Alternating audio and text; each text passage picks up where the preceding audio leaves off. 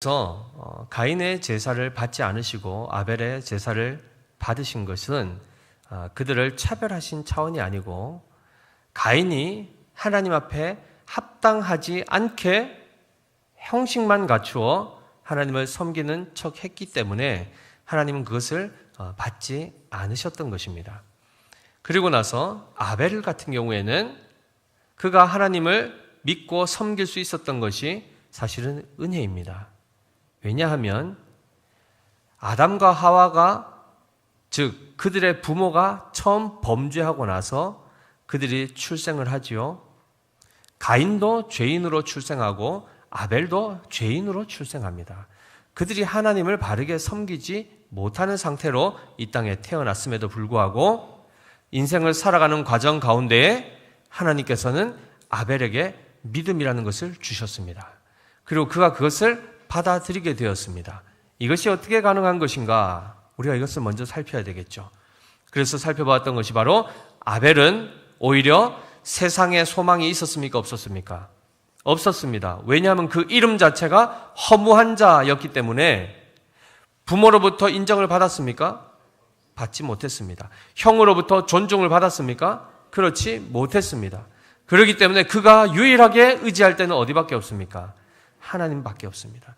하나님은 사실 모든 인류에게 자신을 나타내 보이셨지만 그들의 마음이 교만한 자들에게는 그들은 하나님이 보이지 않는 것입니다. 그러나 마음이 겸손한 자, 마음이 무너진 자, 사람으로부터 세상으로부터는 어떠한 소망도 가질 수 없었던 바로 절망 가운데 있었던 자들은 비로소 하나님이 보이기 시작하는 겁니다. 그래서 아벨도 처음부터 그가 하나님 앞에 온전한 자로 세움 받는 것이 아니었습니다. 그러나 바로 그 인생의 허물을 깨닫고 자기의 그 비참한 죄인됨의 인생을 깨닫고 나서 그때 하나님으로부터 위로를 얻고 구원의 길을 얻자 그는 하나님을 사랑하지 않을 수가 없는 것입니다. 최고의 것으로 하나님께 영광을 돌리고자 하는 마음이 그에게 생겼고 그 차원에서 하나님이 주신 모든 그 재산 가운데에 그 양들 가운데 첫 것이 나면 모든 것을 다 하나님 앞에 드렸던 이 올바른 신앙으로 그는 살아갔던 것이죠. 그런데 가인은 그렇지 않았습니다. 아벨과는 완전히 다른 삶을 살았고 겉모습만 어찌 보면 아벨을 흉내내는 사람을 살았을 것입니다. 그럴 때에 최종적으로 그 실체가 드러나자 어떻게 됐습니까? 하나님 앞에 하나님을 바르게 섬기지 않는 자로 드러났을 때 그는 자기를 뉘우치거나 자기의 죄를 자백하는 것이 아니라 어떻게 됐습니까? 안색이 변화해 버립니다. 분노가 침입니다. 그러면서 그 원인을 자기에게 돌리지 않냐고 누구에게 돌렸습니까? 하나님께 돌려버렸습니다. 그리고 나서도 분이 풀리지 않았죠. 오늘 8절에 보니까 어떤 일이 발생합니까? 가인이 그의 아우 아벨에게 말하고 그들이 들에 있을 때에 가인이 그의 아우 아벨을 쳐 죽이니라 라고 되어 있습니다. 아벨을 죽였습니다. 형이 동생을 죽였다. 그리고 이 동생을 죽인 원인이 동생 자체에게 있었습니까? 동생이 형한테 잘못한 게 있습니까? 없습니다. 아벨은 믿음으로 하나님 앞에 예배를 잘 드린 것밖에 없습니다. 신앙생활을 잘 한 것밖에 없습니다. 그런데 자기가 하나님으로부터 마치 아벨이 누리는 이 복을 누리지 못하는 이런 차원, 더 나아가서 엄밀히 얘기하면 하나님이 아벨은 받아주시고 인정해 주시고 가인을 인정하지 않은 이 사건 자체가 그에게는 어떻게 다가왔냐면 원래 이 가정의 여자의 후손으로 구원자로서 예표된 자가 누굽니까? 점지된 자가 누굽니까? 아벨입니까? 가인입니까? 가인이었죠. 그런데 가인이 자기가 구원자로서 내가 역할을 한번 해보겠습니다. 하나님, 내가 여자의 후손으로 이 집안 일으켜 세우고 내가 이 모든 것들을 내가 지키고 보호하겠습니다. 했는데 하나님이 너는 안 돼 라고 얘기하신 겁니다. 그리고 나서 그것이 누구에게로 갔습니까? 아벨에게로 간 겁니다. 한마디로 여자의 후손을 이을 계보가 지금 아벨에게로 옮겨가자 가인이 참지 못하는 겁니다. 이 장면이 어디에서 반복되었죠? 장자권 기억하십니까? 장자의 축복권 누구에게 주어집니까?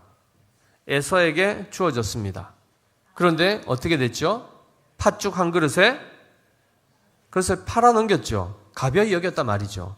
자기가 가벼이 넘겨놓고 나서 나중에 어떻게 됐습니까? 그것이 야곱에게로 갔고, 이후에 나중에 최종적인 아버지로부터 축복을, 이삭으로부터 축복을 결국 누가 받아냅니까? 야곱이 받자 어떻게 됩니까? 에서가 어떻게 됐죠? 마음에 분노가 일어나서 야곱을 죽이려 했단 말이죠. 지금 이것이 동일하게 지금 반복되고 있습니다. 그 원형이 어디입니까? 가인과 아벨의 모습입니다. 믿음으로 산 자가 오히려 불의한 자의 손에 의해서 지금 죽임을 당하게 생겼습니다.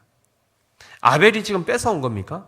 야곱 같은 경우에는 정말 어찌 보면 뺏어온 것처럼 보이지만 아벨은 그렇지 않았습니다. 자기는 하나님 앞에 하나님의 은혜를 구하면서 예배를 잘 드린 것밖에 없는데 형은 상대적 박탈감을 가지는 겁니다. 동생이 잘 되는 꼴을 못 보는 겁니다. 그래서 어떻게 됐죠? 눈에 가시 같은 겁니다. 매일 그를 볼 때마다 화가 치밀어 오르는 겁니다. 하나님이 자꾸 왜 쟤만 복을 주시고 나에 대해서는 왜 이 호의를 베풀지 않는가? 자기의 행위에 대해서는 생각하지 않냐고 그 결과만 가지고 끊임없이 매일매일 분노를 쌓아 올라가는 겁니다. 그래서 어떻게 됐죠? 그 임계치, 그 증오가, 하나님에 대한 증오가 결국 동생에게 향하게 되고 그리고 그를 결국은 들로 데려가는 겁니다. 그리고 거기서 어떻게 했죠? 일어나서 그를 죽여버립니다.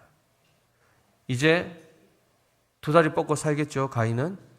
눈에 가시 같은 존재가 사라졌으니까. 그런데 그 일이 발생하고 났을 때 가인이 아벨을 쳐주고 난 이후에 어떤 일이 발생합니까? 9절에 보시면 같이 읽어볼까요? 4장 9절입니다. 시작. 여호와께서 가인에게 이르시되 내 아우 아벨이 어디 있느냐? 그가 이르되 내가 알지 못하나이다. 내가 내 아우를 지키는 자니이까. 사람을 죽여놓고 난 이후에 그의 심정이 어땠을까요? 통쾌했을 수도 있고, 그렇죠? 그 원한을 갚았다는 어떤 그런 것 때문에 마음에 그런 어떤 통쾌함이 있을 수도 있겠지만 하나님이 그대로 두지 않으시고 다시 그에게 찾아오십니다. 그리고는 물으시죠. 내 동생, 즉 내 아우 아벨이 어디 있느냐? 이 장면 어디서 한번 살펴봤지 않습니까? 아담과 하와가 범죄한 이후에 동산에 거니시는 여호와께서 오셔서 내가 어디 있느냐라고 질문하셨습니다. 자, 그랬을 때 지금 이 가인이 어떻게 반응하죠? 그가 이르되 내가 알지 못하겠습니다. 맞습니까? 정말 모릅니까? 사실 그 살해 현장에 다른 목격자가 있습니까? 없습니까? 없습니다. 완전 범죄입니다. 본인만 딱 은폐하고 입 다물면 끝까지 그것은 파헤쳐질 수 없는 상황입니다. 그러자 어떻게 했죠? 가인이 시치미를 딱 떼는 거죠. 내가 모릅니다. 여기까지 했으면 그래도 뭐 그럴 수 있는데 그 다음 그가 뭐라고 하죠? 내가 내 아우를 지키는 자니까. 자, 엄밀히 생각해 보십시오. 원래 가인은 여자의 후손으로서 어찌 보면 가정을 세우고 지켜야 될 그 구원자의 사명을 가졌지 않습니까? 그럼 당장 동생에 대해서도 어떻게 해야 되죠? 그는 그를 돌보고 지키는 자여야 됩니다. 그런데 말은 그렇게 해놓고 실제적으로 어떻게 했죠? 그를 지키지 않는 겁니다. 그리고 오히려 어떻게 했죠? 그가 그를 죽여버렸습니다. 구원자가 되어야 될 자가 결국은 살인자가 되어버린 겁니다. 이 엄청난 끔찍한 현장을 우리가 지금 목도하고 있는데요.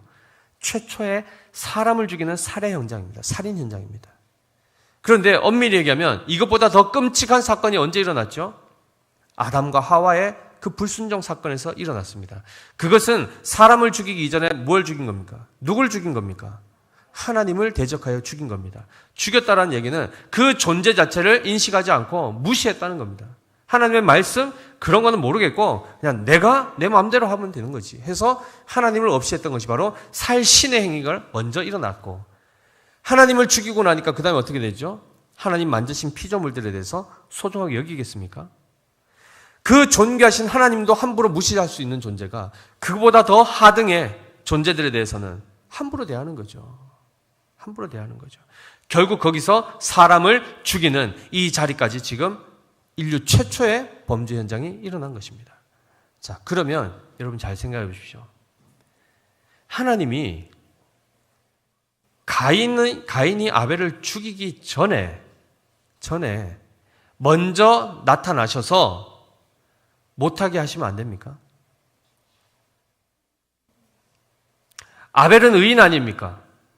가인은 죄인 아닙니까? 하나님이 누구를 지키셔야 됩니까? 의인을 지켜주셔야 되는데 왜 가인이 죽이려고 할 때 막지 않으셨냐 말이죠. 왜 죽도록 그냥 놔두셨습니까? 하나님 좋아 보이십니까? 하나님 의로워 보이시고 선해 보이십니까? 오히려 지금 믿음의 사람 아벨은 형에 의해서 억울하게 지금 죽임을 당했고 생명이 끊어졌고 가인은 지금 펄펄 살아서 이렇게 있는데 하나님이 그에게 어떻게 하시죠? 다가오셔서 질문을 하십니다. 원래 같으면 어떻게 해야 됩니까? 즉각 사형을 해야죠. 하나님이 다 보셨지 않습니까? 하나님은 증인이 필요하십니까? 그렇지 않습니다. 현장에서 보았기 때문에 하나님은 재판관 아니십니까? 심판하셔야죠. 그런데 오히려 가인하고 지금 대화를 하십니다. 추궁을 하시죠. 신문을 하시죠. 10절에 뭐라고 합니까? 이르시되 네가 무엇을 하였느냐? 내 아우의 핏소리가 땅에서부터 내게 호소하느니라. 아벨의 그 억울한 피, 그 희생의 피가 하나님 앞에 보여진 것입니다. 피 자체가 어떤 소리를 내는 게 아니지 않습니까? 문학적 표현이지만 그것을 하나님이 직접 보신 겁니다. 그리고 나서 하나님이 그에게 바로 선고를 하시는데 우리 헌법재판소에서 최종적인 이렇게 판결 선고하는 거 보니까 심각하죠, 그죠? 그 선고문이 떨어지면 바로 집행이 됩니다. 그러면 하나님이 지금 여러분 생각에는 가인에 대해서 어떤 형벌을 선고하는 게 맞습니까? 사형 또는 무기징역 이 정도 해야 하나님이 공의롭다라고 하시지 않겠습니까? 그런데 지금 하나님이 어떻게 하시죠? 11절 말씀 같이 읽습니다. 시작. 땅이 그 입을 벌려 내 손에서부터 내 아우의 피를 받았은즉 네가 땅에서 저주를 받으리니 네가 밭을 갈아도 땅이 다시는 그 효력을 내게 주지 아니할 것이요 너는 땅에서 피하며 유리하는 자가 되리라. 자, 사형입니까? 무기징역입니까? 둘 다 아니죠. 계속해서 살려주셨죠. 생명을 지금 주셨는데 형벌이라 한들 어느 정도 형벌입니까? 땅이 이제 가인에게 효력을 내지 않을 것이다. 이게 무슨 말입니까? 원래 가인의 직업이 뭐죠? 농사 짓는 자 아니었습니까? 그런데 심어도 그만큼 소출이 있다는 겁니까? 없다는 겁니까? 없다는 겁니다. 그러면 이 자체가 이제 궁핍한 삶을 살아야 될 것이고 또 한 땅에서 농사를 지었는데 소출이 잘 안 나는 겁니다. 그럼 어떻게 해야 되죠?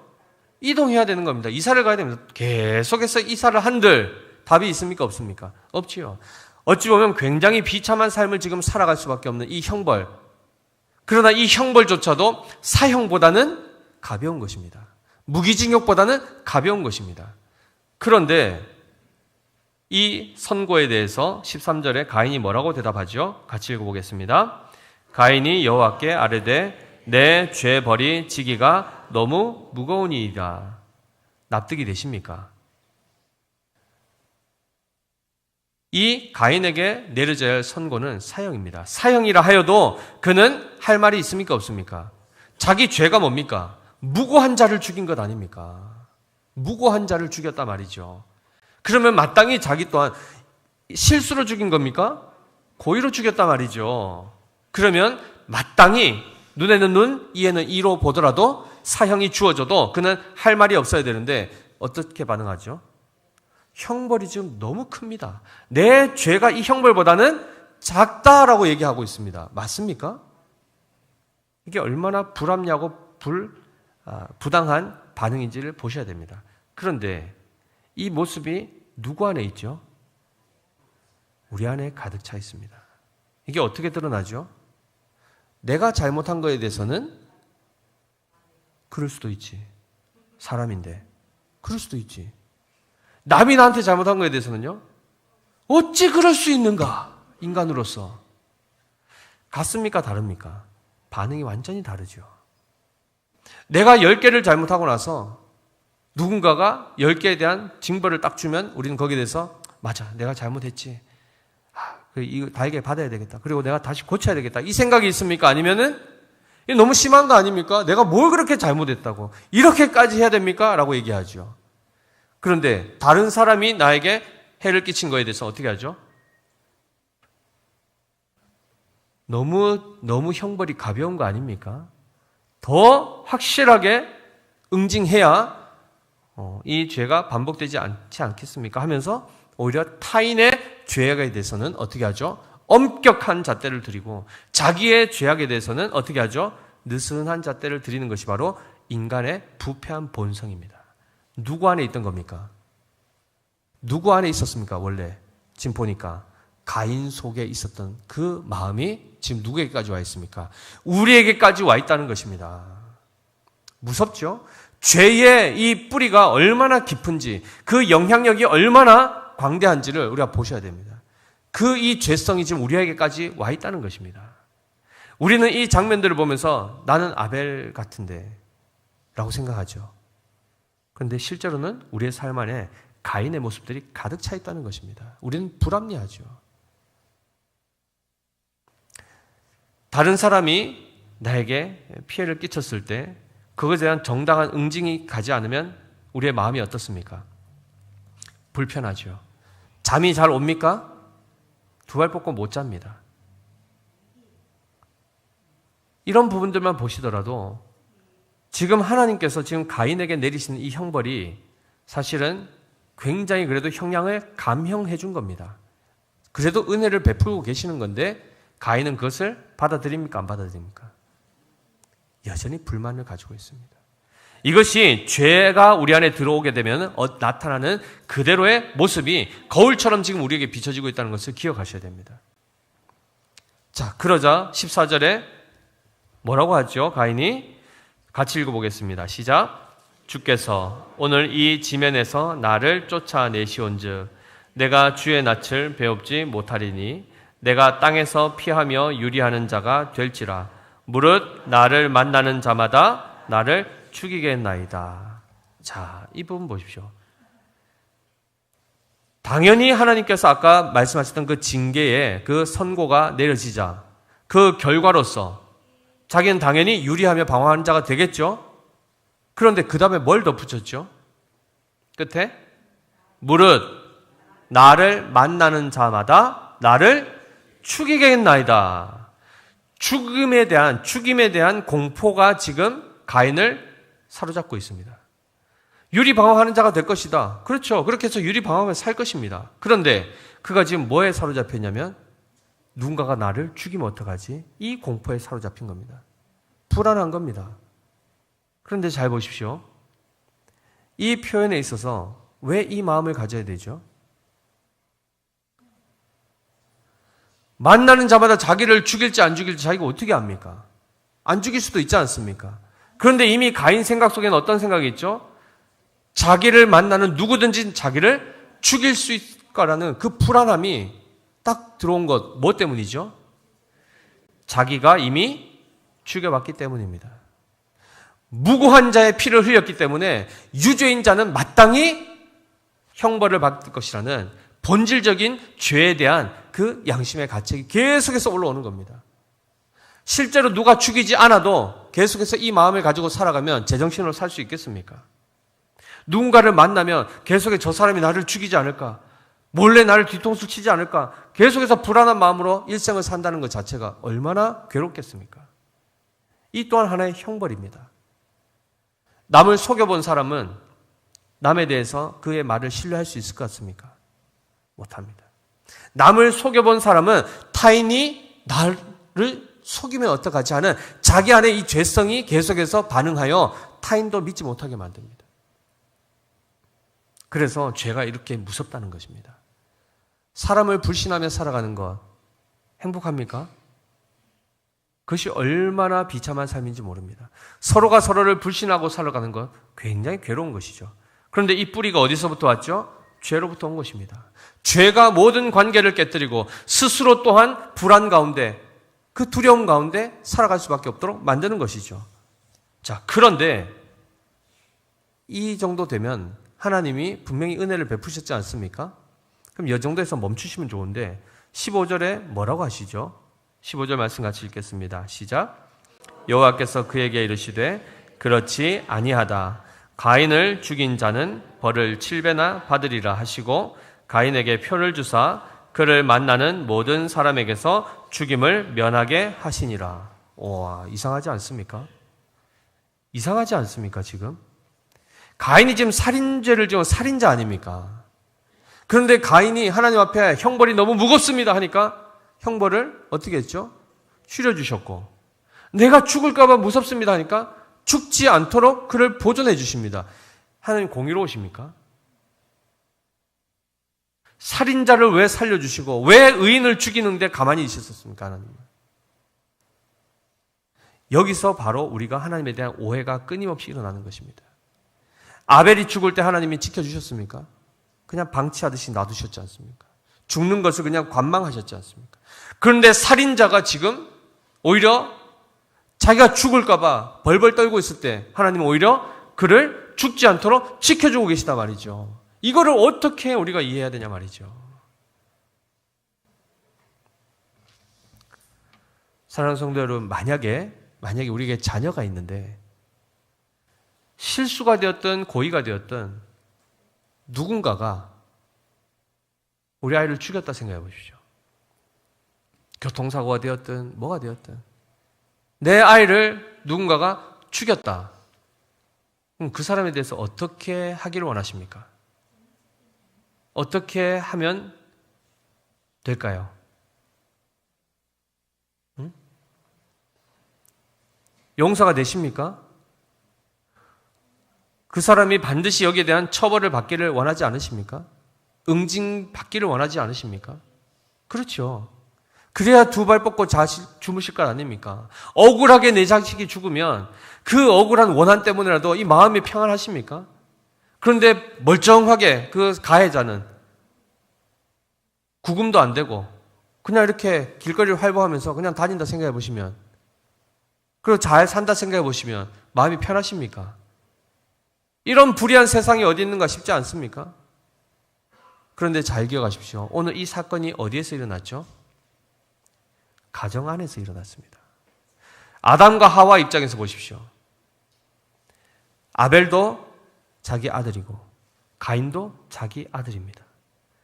큰 아들이 동생을 죽이는 바람에 자기 아들이 없어졌죠. 사라져 버렸습니다. 자기 아들을 잃었습니다. 그런데 그 가해자가 누굽니까? 자기의 큰 아들입니다. 자기 자식이 살인을 저질렀단 말이죠. 그러면 이때도 동일하게 공의를 외칠 수 있습니까? 이게 쉽습니까? 나하고 무관한 자가 나에게 피해를 끼치면 우리는 정확하게 칼 자르듯이 엄밀한 잣대를 딱 들이밀고 반드시 처벌받도록 그래야 마음이 풀리는데, 그 대상이 나와 연결되어 있는 사람이라 그러면 갑자기 공식이 바뀌어버립니다. 바로 뭘 어떻게 하지를 못하는, 어쩔 줄 모르는 상황에 딱 끼게 되는 거죠. 왜 그렇죠? 왜 갑자기 그때는 공의가 작동 안 합니까? 나의 자녀와의 이 관계라는 것은 일반적인 법적인 관계가 아닙니다. 혈육으로 이어졌고 사랑으로 이어져 있기 때문에 그것을 쉽게 그렇게 단죄하고 정죄하는 것으로 끝낼 수가 없더라는 거죠. 여기서 바로 가인에게 하나님이 은혜를 베푸시는 이 장면이 그 차원에서 우리에게 이해가 되어야 된다는 것입니다.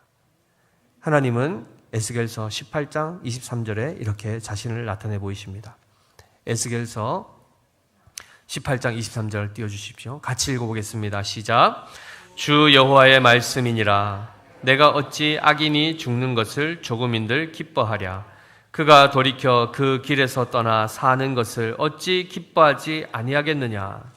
하나님 어떤 분이십니까? 악인이 죽는 것을 기뻐하지 않는다라고 얘기하시고, 도리어 어떻죠? 악인이 돌이켜 그 길에서 떠나 사는 것을 기뻐하신다라고 말씀하십니다. 이어서 에스겔서 33장 11절 말씀 한 번 더 읽겠습니다. 33장 11절 시작. 너는 그들에게 말하라. 주 여호와의 말씀이니라. 나의 삶을 두고 맹세하노니 나는 악인이 죽는 것을 기뻐하지 아니하고 악인이 그의 길에서 돌이켜 떠나 사는 것을 기뻐하노라. 이스라엘 족속아 돌이키고 돌이키라.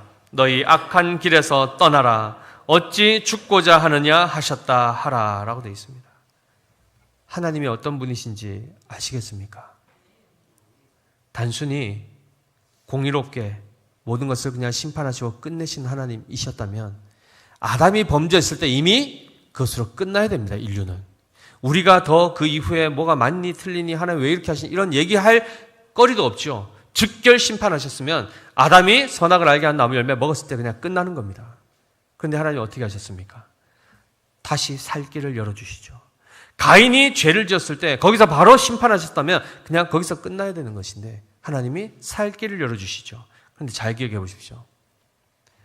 하나님이 공의로우시다 할 때 만약 그의 아들 누구십니까? 예수 그리스도께서 십자가 위에 억울하게 지금 매달려 죽으실 때에 하나님이 그 상황에서 개입하셔서 죽지 못하게 하시고 자기 아들을 보호하셨다면 우린 지금 어떻게 될까요? 우린 영원한 지옥입니다. 구원의 길이 막히는 것입니다. 아벨이 의인인데 왜 안 보호하셨냐고요? 아벨은 이미 하나님을 믿었기 때문에 육체가 죽는 것과 관계없이 그는 영원히 산 자가 되었습니다. 그러나 지금 남겨진 자가 누굽니까? 죄인임에도 불구하고 죄인 줄 깨닫지 못하고 여전히 그렇게 비참한 삶을 살아가는 그를 하나님은 죽이는 것을 목적으로 하지 않으시고 그가 그 죄를 깨닫고 다시 하나님 앞에 나와서 회개하여 의인되게 하시기를 원하시기 때문에 살 길을 지금 계속해서 열어두시고 심판을 계속해서 유보하고 계시는 것입니다. 이것이 지금 우리에게까지 적용되어서 예수 그리스도께서 십자가에 달리실 때 하나님이 가만히 계셨던 겁니다. 그 하나님의 기다리심과 그 하나님의 그 애끓는 심정으로 그것을 참아내심 때문에 구원의 길이 열렸습니다. 살 길이 열린 겁니다. 그 차원에서 하나님은 시편 116편 5절에 이렇게 말씀하십니다. 여호와는 은혜로우시며 의로우시며 우리 하나님은 긍휼이 많으시도다.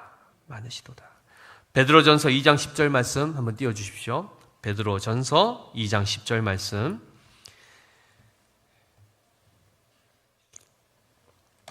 같이 읽어보겠습니다. 시작. 너희가 전에는 백성이 아니더니 이제는 하나님의 백성이요 전에는 긍휼을 얻지 못하였더니 이제는 긍휼을 얻은 자니라 입니다. 우리는 이전에 하나님 백성 아니었습니다. 그러나 지금은 하나님의 백성이 된 건 무엇 때문이라고 합니까? 하나님의 긍휼 때문이라고 합니다. 하나님의 긍휼 때문에. 사랑하는 성도 여러분, 우리는 정의를 굉장히 좋아합니다.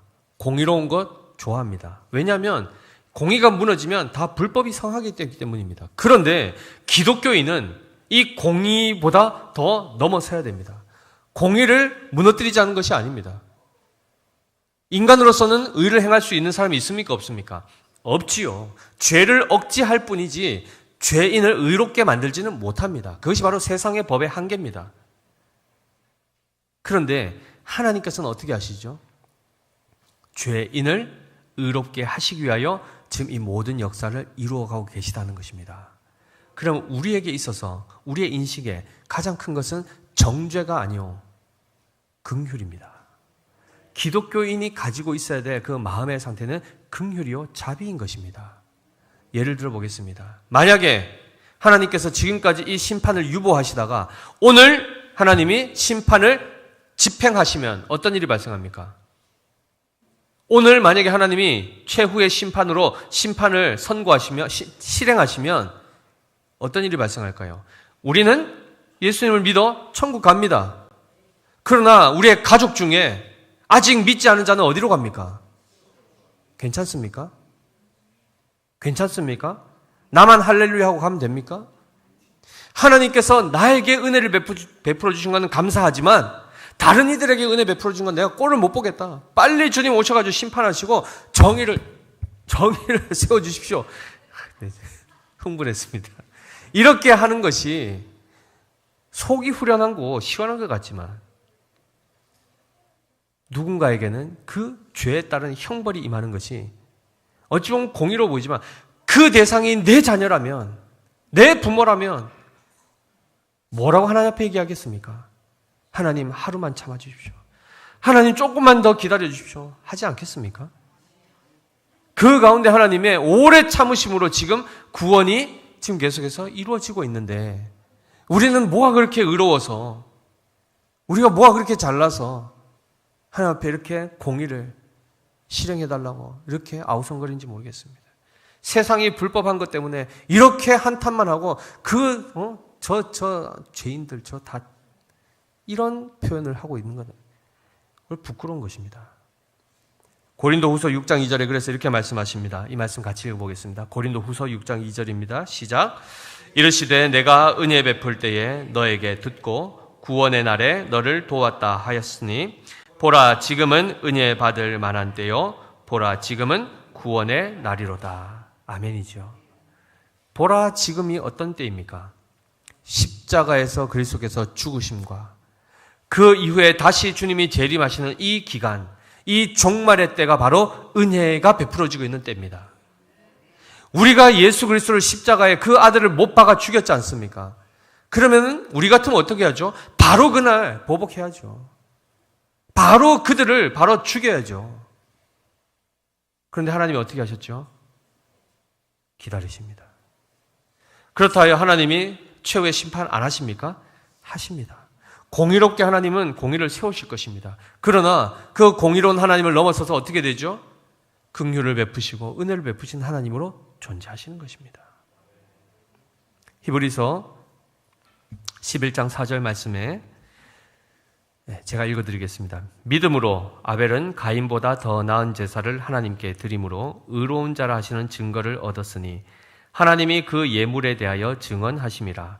그가 죽었으나 그 믿음으로써 지금도 말하느니라입니다. 아벨이 믿음으로 살게 된 것 자체가 하나님의 은혜였고 육체의 억울한 죽음이 있었지만 그는 지금도 어떻게 되어 있죠? 살아서 말하는 자로 지금 우리에게 소개되고 있습니다. 이 일이 왜 가능합니까? 요한복음 11장 25절 26절에 잘 나와 있지요. 예수께서 이르시되 나는 부활이요 생명이니 나를 믿는 자는 죽어도 살겠고 무릇 살아서 나를 믿는 자는 영원히 죽지 아니하리니 이것을 내가 믿느냐라고 말씀하십니다. 자, 이 부분만 보시더라도 믿는 자들 또한 어떻게 되죠? 죽는다는 것입니다. 죽었지만 어떻게 된다고요? 다시 산다라고 말씀하십니다. 그러면 잘 보십시오. 로마서 8장 10절 11절 말씀 띄워주십시오. 로마서 8장 10절 11절 같이 읽습니다. 시작. 또 그리스도께서 너희 안에 계시면 몸은 죄로 말미암아 죽은 것이나 영은 의로 말미암아 살아있는 것이니라.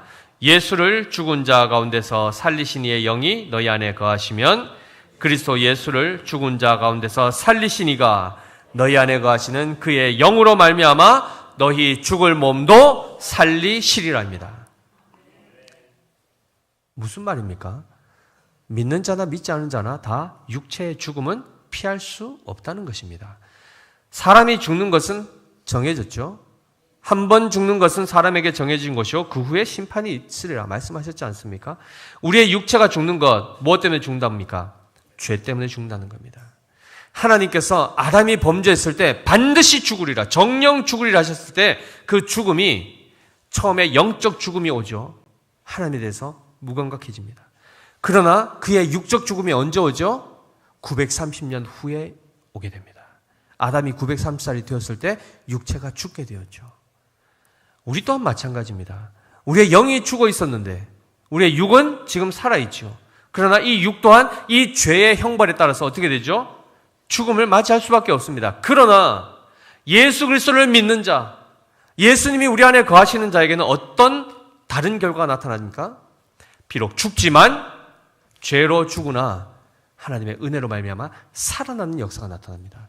그 중에 제일 먼저 뭐가 살아나죠? 우리의 영혼이, 죽었던 영이 살아나는 겁니다. 이것이 바로 중생입니다. 중생입니다. 그리하여 하나님을 알게 되는 것이요. 그 다음에 우리의 몸은 언제 부활하죠? 최후의 심판이 임할 때, 주님 다시 오실 때 우리의 몸이 부활한다는 것입니다. 이것이 믿는 자와 믿지 않은 자의 극명한 차이입니다. 그런 가운데에 오늘 하나님은 우리에게 긍휼을 베푸십니다. 모든 죄인에 대해서 하나님은 기다려 주시고 계십니다. 그 가운데 우리는 무엇을 해야 될까요? 먼저 믿은 자들은 무엇을 해야 될까요? 아벨이 가인에 대해서 어떻게 해야 될까요? 죽어가면서 가인에 대해서 어떻게 해야 됐을까요? 아벨이 똑같이 멱살 붙잡고 니도 죽어라 하면서 같이 싸워야 될까요? 둘 다 죽었더라. 이게 공의로운 겁니까? 아벨은 그저 형의 손에 그냥 죽어버립니다. 예수 그리스도께서 이 죄인들의 손에 묵묵히 죽어 주셨습니다. 교회가 지금 그리스도의 몸으로 존재합니다. 우리는 이미 믿음 있는 자들이요, 이미 영생을 약속받은 자들이요, 이미 영생이 시작된 자 아닙니까? 우리가 세상의 박해와 핍박과 그런 억울한 이 공격으로부터 우리는 어떤 반응을 해야 될까요? 하나님, 저것들 싹 쓸어서 좀 처리해 주십시오. 이 기도가 우리의 합당한 기도입니까? 하나님, 긍휼을 베풀어 주십시오.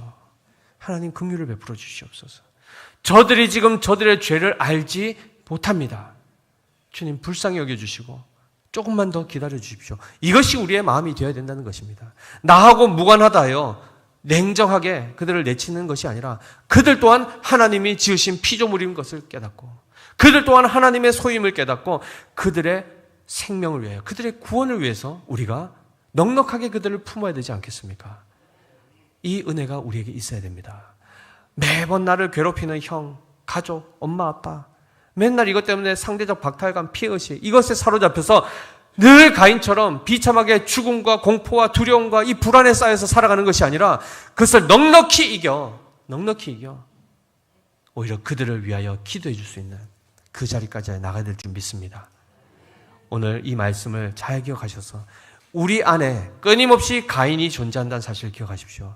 그 죄성이 우리를 주관하지 못하도록 철저하게 육체를 죽이시고, 그리고 성령을 통하여 예수 그리스도로 말미암아 의를 행하며 그리스도를 닮아서 긍휼을 행할 수 있는 믿음의 교회 모든 성도님들 되시기를 예수님 이름으로 축복합니다.